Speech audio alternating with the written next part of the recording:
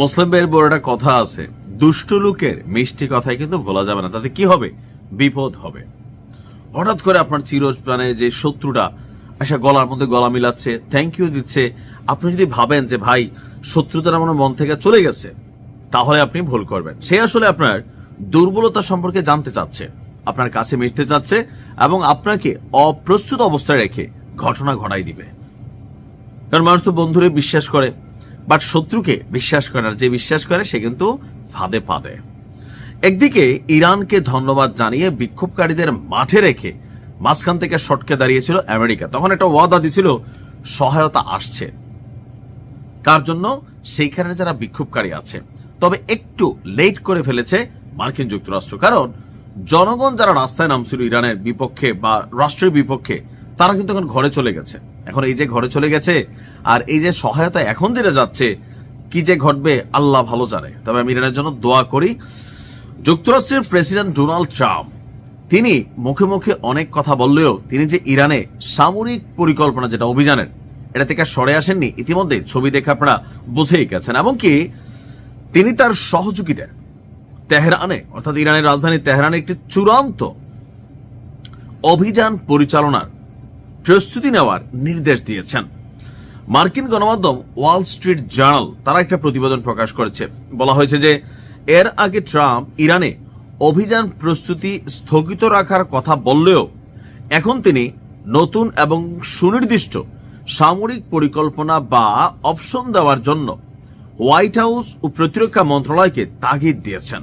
মার্কিন কর্মকর্তাদের বরাতে জানা গেছে, আলোচনার সময় ট্রাম্প এই সম্ভাব্য অভিযানকে যতদূর সম্ভব কয়েকবারই চূড়ান্ত অভিযান হিসাবে উল্লেখ করেছেন, যা মধ্যপ্রাচ্যে বড় ধরনের যুদ্ধের শঙ্কা তৈরি করছে।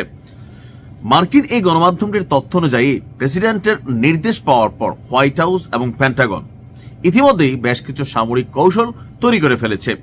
এই পরিকল্পনার মধ্যে কেবল সামরিক লক্ষ্যবস্তুতে অভিযান করার পরিকল্পনা, বরং ইরানের বর্তমান সরকার পতনেরও ছকে এখানে কানেক্টেড। অর্থাৎ ইরানের ক্ষমতাসীন সরকার যে বিক্ষোভের মুখে পথ হারায়নি বা কন্ট্রোলে নিয়েছে, এখন ভিন্নভাবে হয়তো ইরানের সর্বোচ্চ নেতা যিনি আছেন তাকে যদি দেশ থেকে পালানোর মতন সিস্টেম তৈরি করে ফেলা যায়, বিশ্বাস করেন ঘটনা ঘটে যাবে।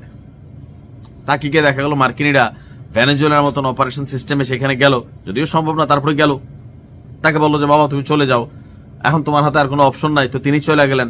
সাথে সাথে এই যে সরকারটা এটা ভয় পাবে, এমনকি ভেঙে যাবে।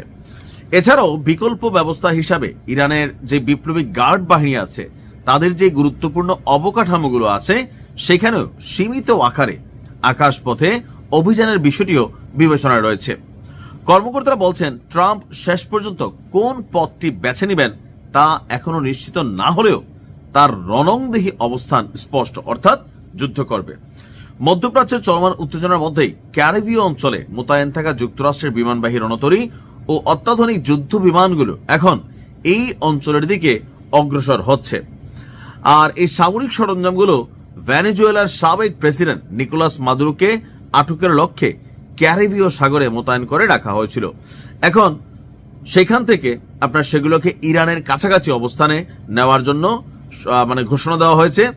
আর এই তৎপরতাকে তেহরানের উপর মনস্তাত্ত্বিক এবং কৌশলগত কেউ কেউ বলছেন চাপ। অন্যদিকে যুক্তরাষ্ট্রের এই সম্ভাব্য অভিযান এটা কিন্তু হালকা নিচ্ছে না ইরান, তারাও তাদের পাল্টা বক্তব্য দিয়েছে, আগামী ভিডিওগুলোতে শুনবেন। অর্থাৎ ইরানে যে কোনো সময় একটা বড় ধরনের অভিযান হবে।